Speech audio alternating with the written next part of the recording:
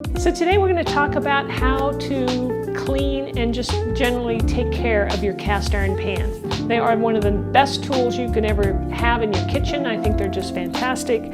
They are heavy, but they last a lifetime if you treat them well. Cast iron pans are really easy to take care of. Some people make it up to be such a big deal. It's really not. It's really simple. One thing you want to remember is don't mix it with water. Water and iron just don't mix. If your pan sits in water for any length of time, it has a tendency to rust. We don't want rust, right? So don't leave it. You can get it wet, but don't leave it soaking in your dish water or put it in the dishwasher. You can't do those kinds of things, but you can get it wet for a few minutes as long as you dry it right away. You also want to avoid using soap. You just don't need it, and you don't want to take away that finish that you've already developed on your pan, so don't use soap. And you want to oil your pan or season it every time you use it, and it just takes a few minutes.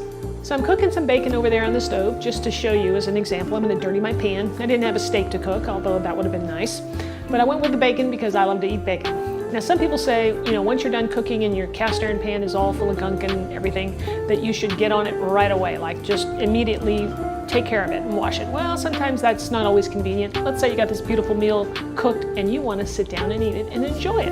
And I say that's the priority, not the pan.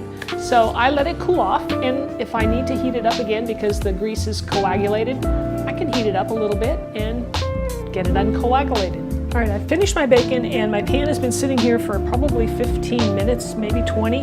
It's still warm, I can touch it, I can see that it's warm, but if it gets too cool, coagulates, turn on your flame and get the grease to be liquidy again. So what you want to do after you cook like this is you're going to want to take a paper towel and just wipe out the excess oil. And if you have a lot of oil, you can just pour it out.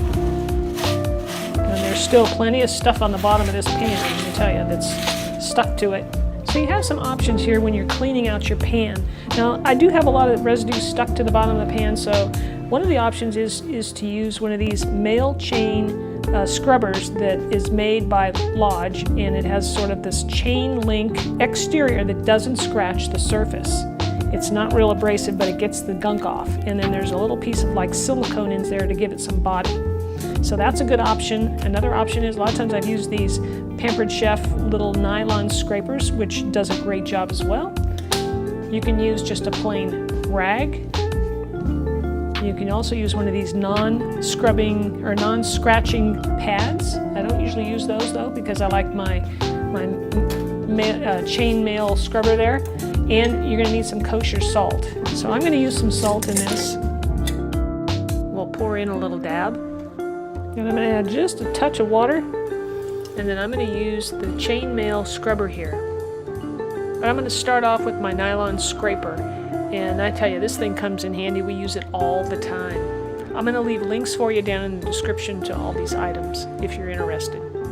So think of cleaning a cast iron pan like getting a facial with a salt scrub. So the salt is an abrasive and it will take off all the, the dead skin or this junk you don't want, and that's what the salt's doing here. It's taking off the, all the gunk, and then it's leaving behind the foundation intact. And then you're going to oil the pan every time you use it.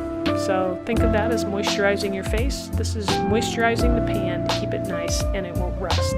Once you've got it all scrubbed, then you just have to give it a good rinse.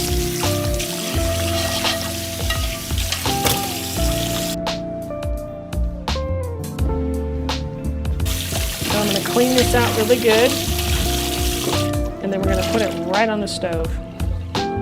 So I'm going to take a towel and I'm going to wipe it out. It's nice and dry, and then we're going to turn the heat on. I've got it on medium. And that's just going to dry the pan, get any moisture that's on it out of it so that it won't rust. So I'm going to add about a tablespoon of avocado oil to our pan, and I'm going to take that cloth that I have that's clean basically and spread the oil around inside, outside, all over. So I leave that on medium heat until it's nice and hot. You can almost see it smoking. And as far as oils go, you can use, like I did, avocado oil, or you can use rapeseed oil and even canola oil. So that's a good choice as well. All right, time for a little chef joke. So what is a panda's favorite cooking implement? it's really pretty easy to take care of a cast iron pan. Just think of it as your face, right? We talked about exfoliating it. Use some kosher salt for that. And then you're going to moisturize it, right, with some oil after every use. Okay? It's pretty simple. Just don't put it in any water and let it sit and soak, or don't let water sit on it either. That's why we put it on the stove after we've washed it and wiped it out. We want to make sure all the moisture's gone by putting it on the stove for a few minutes until that pan's hot again and all the water has just, dissipated. You don't want to use any soap in that, and yeah, you're good to go. I mean, that's pretty much it. And this pan will last you forever. And the beautiful thing about cast iron is you can put it in your oven, you can put it on your stove, you can even put it on your barbecue. Nothing's going to hurt it.